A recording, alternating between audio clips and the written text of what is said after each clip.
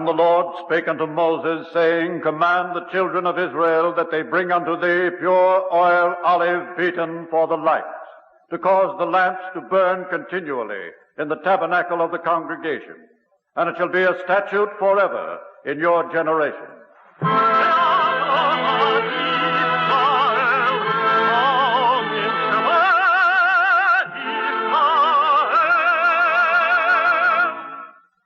The Eternal Light. The National Broadcasting Company and its affiliated independent stations present The Eternal Light, a program which comes to you under the auspices of the Jewish Theological Seminary of America. Our program today, The Horse and His Riders, written by Joseph Mindell.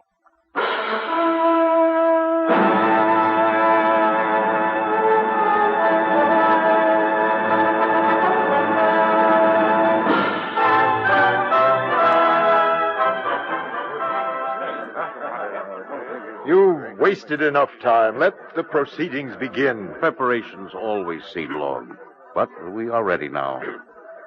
Bring the first witness.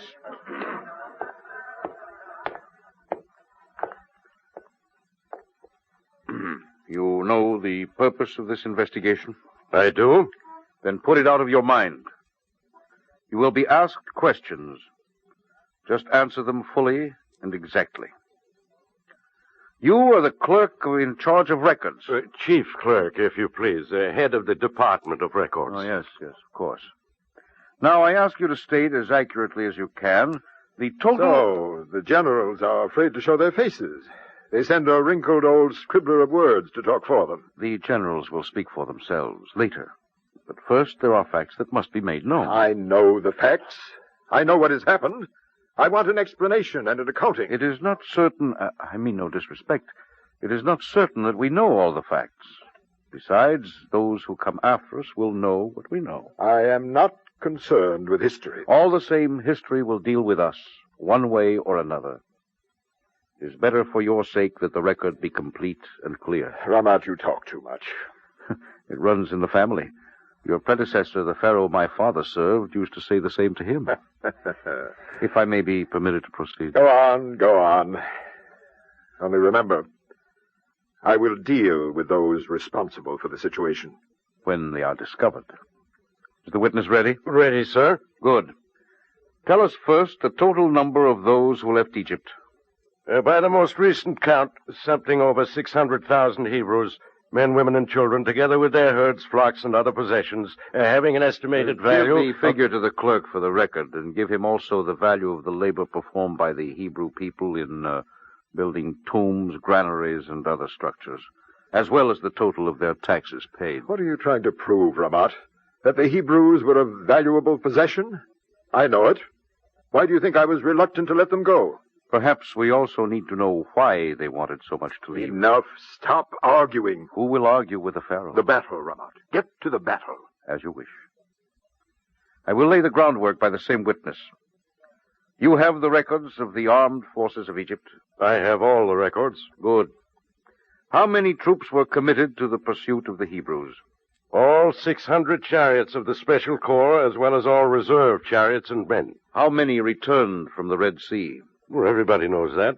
A handful came back. That's not a responsive answer. Well, what can I tell you? They're still straggling in. You have a preliminary count. 20 chariots have returned. Maybe 30. 1,000 men. Aye, it is worse than I thought. I no longer have an army, Ramat. The testimony is not yet complete, Pharaoh. I have an eyewitness account by a survivor. I want to hear that from my generals. Generals are seldom close enough to see for themselves. Bring the next witness.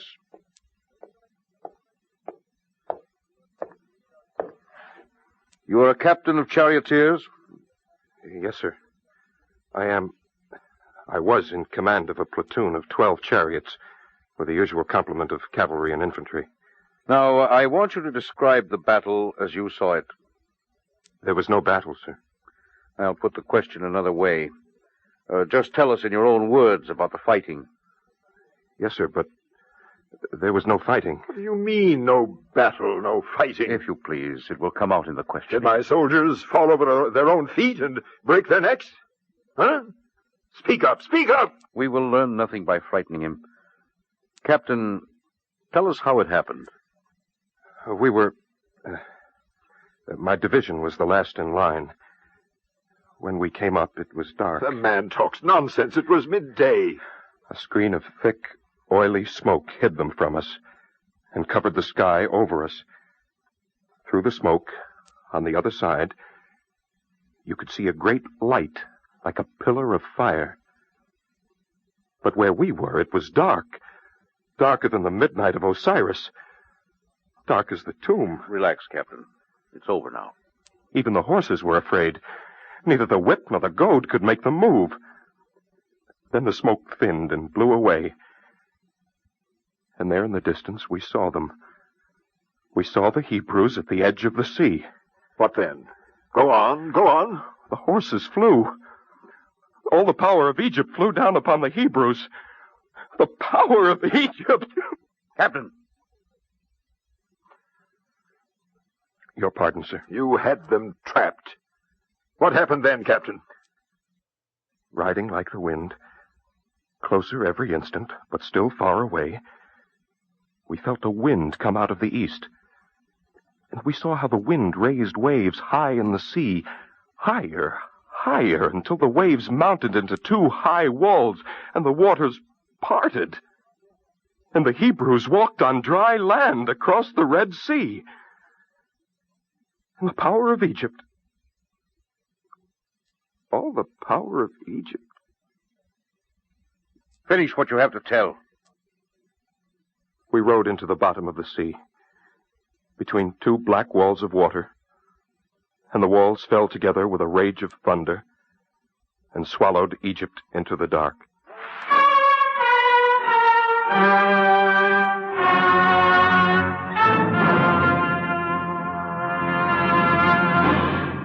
Wake up, Ramat, wake. Oh, you couldn't sleep either. I think it will be many nights before I sleep again. Come with me. I want to talk to Mut, my commander-in-chief. But he is preparing to testify tomorrow. I know it, and I know him. He will come with a donkey load of records and excuses. That's not what I want. Come. It's the middle of the night. Why can't it wait until morning? Because history does not wait, my historian. But look, Ramat. Look and tell me what you see. It's only your hand.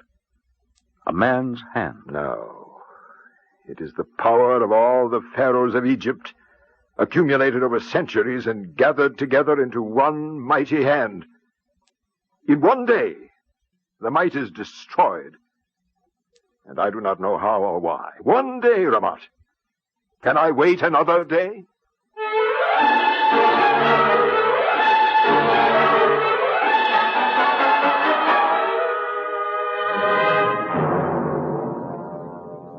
I want an explanation, Mut. What can I say? Pharaoh knows what I know. What do I know? You commanded my army, the most powerful army in the world, against a rabble of unarmed slaves. And now you are a general without an army. That is unfairly put. They fled. We pursued, but we never caught them. Yet you were destroyed. Not by force of arms. You're quibbling. Who is responsible? Who? Stop sulking like a child. I want a direct answer to a simple question. I am a soldier. When Pharaoh commands, I obey. If you order me to accept responsibility... Idiot! I'm trying to understand what happened. Who can explain darkness under the sun at midday? Or winds that raise walls of water? But some things are easier to understand. What things? Say what you mean. I do not presume to instruct Pharaoh. Mut, your delicacy approaches insolence. Speak your mind. I have a simple soldier's mind, Pharaoh. I remember how the Hebrews were in the land of Egypt under the eyes and the whips of your overseers, and surrounded everywhere by my soldiers. Your soldiers, Mut? A figure of speech. I also remember how 600,000 Hebrews safely guarded in Egypt were permitted to go out. Your simple soldier's logic is too slow. I will finish it for you. If I had not let them go, if I had not sent you to bring them back, then all would have been well. and therefore the responsibility is not yours. Is that it, Mut? I did not say it. Ramat, I call you to witness. The words were not mine. Leave Ramat out of this. You know what happened before I let the Hebrews go. You know the pressures and the plagues. How would you have decided? I know how to organize a cavalry charge and when to send the chariots into battle, but I am not Pharaoh. Such decisions are not for me to make. Evasions and excuses. Yes, I decided. But when I asked the advice of my council, you did not disagree, Mut. And you, Ramat, you were silent. When something happens for the first time, it is difficult to know what is right. You, too, are cautious, Ramat. No, only slow to understand. Now I know what advice I would have given. Now it is too late. Maybe not. Maybe the question is still the same. Why should they want to go out of Egypt? What difference does it make? Stick to the point. Maybe that is the point. Why should a multitude of people want to leave the land in which they have lived for generations to go out into the wilderness? Why? Because they were bewitched. Because the man Moses turned their heads with talk and promises. Ah. What's the matter with you, Mut? What do you mean, ah? I mean, with Moses, you come closer home. I'm tired of your cumbersome subtleties. You have asked many questions of many people and made accusations. Finally, you think of Moses. Then is there not another who should testify? Speak plainly, I say, who? Your sister, the Princess Batya.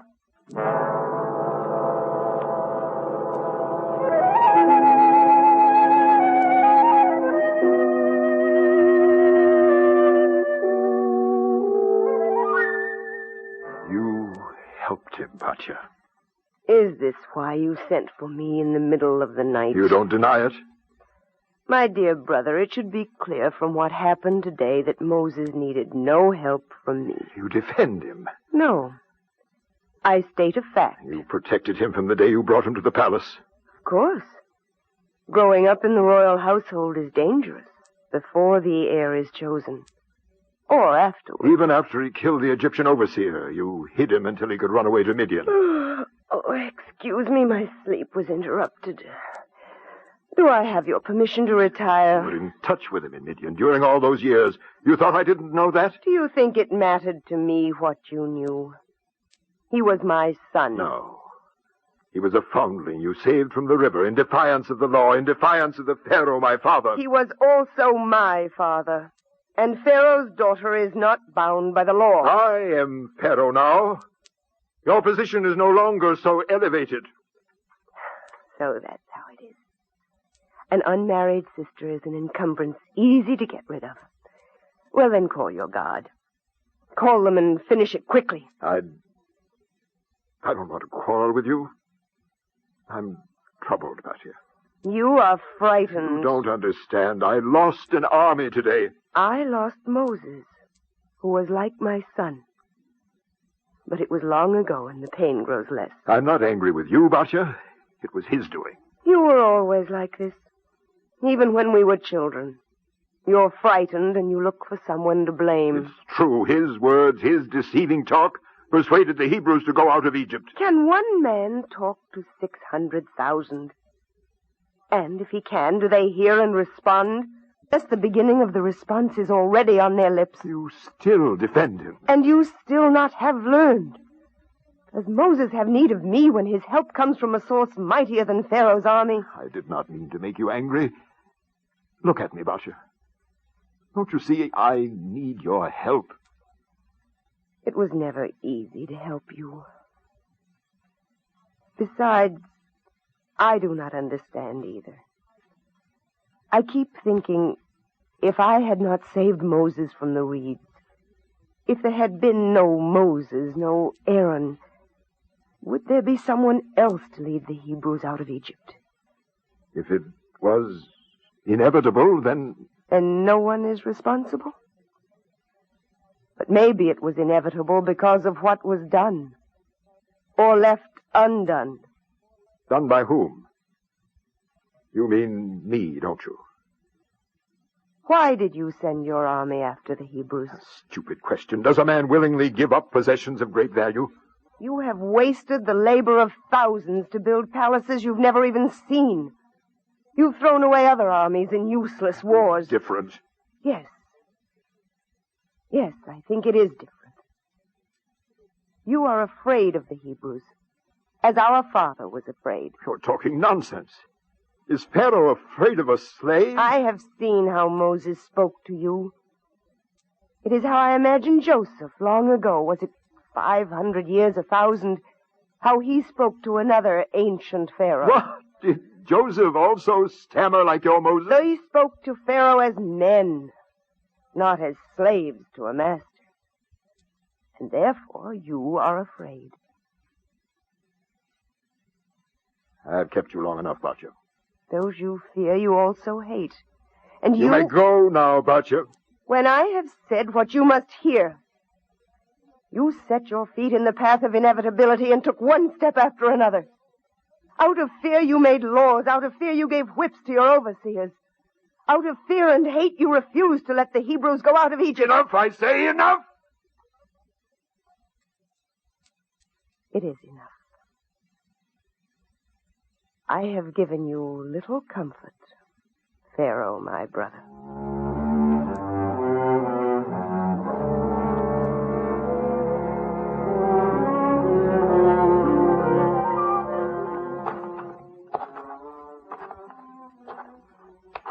Have them bring the torches closer, Ramat. I cannot see. Captain, you heard. Yes, sir. What did you hope to see here in the dwelling place of the Hebrews? They left things behind. See? Dough on the oven, unleavened. They were hurrying to go out of Egypt. It is possible to say that they had reason to hurry. All right, Ramat, all right. You don't have to say everything that's possible. Now, what's this? A child's rattle. If I knew what you were looking for, why you came here... You always know so much. Don't you know that, too? Maybe I do. It's a dead place now. But when they were in the midst of preparing to leave... You were here, Ramat? Ramat? It was different then. Somehow filled with beginnings. Things to come. I can imagine. My name was on every tongue together with a curse. No, they did not curse your name. How considerate. Or were they too busy composing songs of jubilation? Not that either. Moses spoke to the people, and they listened. I listened too. Well, go on. I do not know how to tell you. There was much that I did not understand, but he said to them, "Remember this day, and tell your children and your children's children, so that all the generations may remember what happened here." What happened? Did he tell them? They knew, Pharaoh. They did not need to be told. I want to be told. See? I am like a child, with a child's rattle in my hand. Ramat, what did happen? I can answer for myself, but not for you. Why must you always complicate things? I asked a simple question. Then you know the answer. For you were the beginning and the end. All that happened came from you. Yes. We can go back now. I'll have them bring the horses. Captain. Wait. Look, Ramat. A man's hand, you said. A man could turn it. He could close his hand or open it. Captain. Wait, I said. See how steady I hold my hand. I dare not move it. You know why? There are times when I know only what Pharaoh tells me. Don't humor me. Listen, Ramat.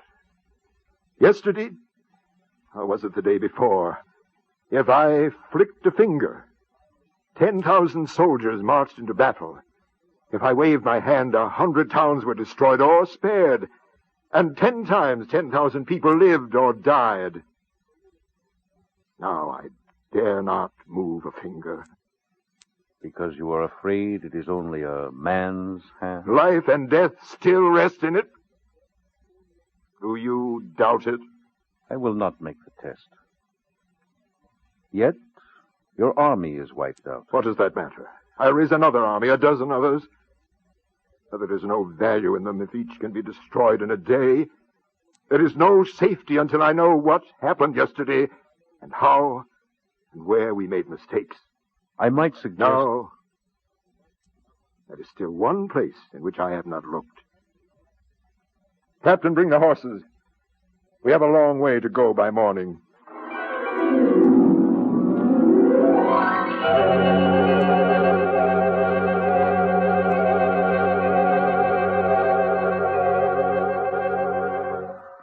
We should start back before the sun gets too high. There's still time, Captain. Then I will wait back there where we left the horses. Wait here. Pharaoh may want you. I do not think so, sir. He only stands at the edge of the sea, staring. I am uneasy here, sir. Yes, I feel it too. I showed him the tracks of the wheels where the chariots went into the water. What did he say? Nothing. He barely lowered his eye to look. Why did he make me bring him here? What's wrong, sir? What did I say? Does a captain of charioteers question what Pharaoh does or why? I only meant... You do not know what you meant. Just be careful of what you say. Ramat, it seems to me that I smell the smoke they described. I thought so too, Pharaoh. It's only imagination. Is it? Captain, don't you smell it also? The sea is narrow here, and the Hebrews are camped on the other side. Where? I don't see them. They're too far to see. But the wind blows the smoke of their campfires. The wind from the east. If Pharaoh is ready now. I was told an east wind blew when Moses returned from Midian. It is of no significance. I suppose not. I only happen to remember. If you please, I'll bring the horses... Still, Captain, I'll tell you when I'm ready. He's right, Pharaoh. It's time to go back. There's more testimony to be heard. No more, Ramat. The investigation is over. Is it wise to drop it now? The people will think... I am not concerned with what the people think. It is finished. I know where the responsibility lies. Do you? For a time, I forgot what it means to be Pharaoh. But now I have remembered what my responsibility is. You really do? There is still hope. I was weak, and I faltered. Listen, Ramat. Does the sun, when strange winds blow and earthquakes shake the mountains, does the sun in the sky falter? You are a man ruling over men. I am Pharaoh. Should Pharaoh debate with any man or bargain with slaves? When Moses stood before me and Aaron spoke for him, for the meek little man with a stammering tongue, I listened. That was the mistake. What did you hear? The responsibility is mine. If the whip were not enough, then the sword was the answer. The answer was not in words, but with a mighty hand. Yet the hand was destroyed. Because I listened and I let them go. When you listened, what did you hear? Do I have to tell you? You were there beside me. I also failed to hear, because I did not think to ask. I've had enough of questions, Ramat. Yet there is one that must be answered. Or what happened here in one day will happen again and again. No, never again. Long ago, Joseph came to Egypt and all his brothers and their father Jacob, and they lived here. Because there was famine in their own country. Famine does not last for generations. Yet they were content to live among us. Then why were they no longer content? Why did they go out of Egypt? The same question again. You still do not ask it? I do not ask a horse if he likes being a horse. But even Pharaoh is forced to ask if a man likes being a slave. Be careful, Ramat. There are limits, even for you. You speak out of remorse or guilt, I don't know which. But you're absolved, Ramat. I have acknowledged responsibility. Only for being Pharaoh. But for what happened, not only yesterday, I share your responsibility. And what also? And your generals and overseers and all those who ran with swords down to the Red Sea. Listen. All of us, Pharaoh. Listen, do you hear it? Oh, well, what is it, Captain? It was... I thought I heard singing. The singing of many voices. I hear nothing. Sing ye to the Lord, for he is highly exalted. The horse and his rider hath he thrown into the sea. They sang, and then suddenly, in the middle of a word, it ended. Why did they stop? You heard nothing. It was in your mind. I'm ready to go now, Captain. Bring the horses. The horse and his rider hath he thrown... My hand will help you to remember, Captain. You heard nothing. Do you understand? I understand, Pharaoh. You see, Ramat, my hand is again the mighty hand of Pharaoh. I'm sure you also understand. Only as in a dim light. But it is a beginning. I'm tired of your long face and your sad voice. If you have something to say, say it. I have been close to Pharaoh, so that I too have lived by Pharaoh's mighty hand. Now in my mind's thoughts are strange, no longer terrifying. The words have a strange sound in my mouth. They say themselves, as if I were hearing them, as you hear them. I hear nothing. What words? Justice. Mercy. I think I will come to understand them. But for now, it may be enough to know another thing. Listen, Pharaoh. Whoever lives by the might of his hand must find one day, soon or late, that there is a mightier hand than his.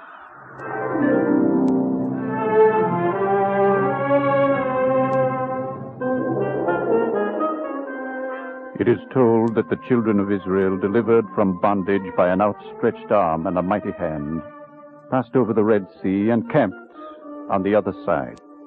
And Miriam, the sister of Moses and Aaron, took a timbrel in her hand, and the people went after her with timbrels and with dancing.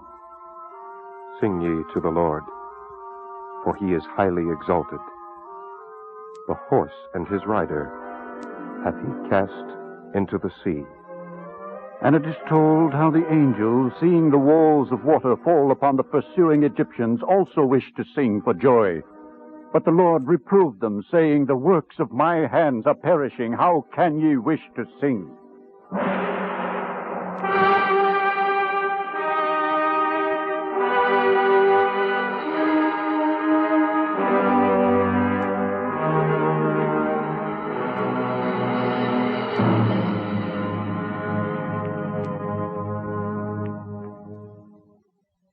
If you would like a copy of today's script, please send your name and address with 10 cents to cover the cost of postage and handling to the Jewish Theological Seminary of America, 3080 Broadway, New York 27, New York.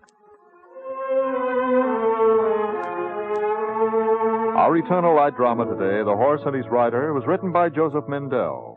Cadet David Putterman sang the liturgical introduction. Featured in the cast were Bernard Lenrow, Louis Van Ruten, Alan Bergman, Roger DeKoven, Mitzi Gould, and Maurice Tarplin. This is Lionel Rico speaking. Our program was directed by Parker Gibbs. This weekly program is presented under the auspices of the Jewish Theological Seminary of America.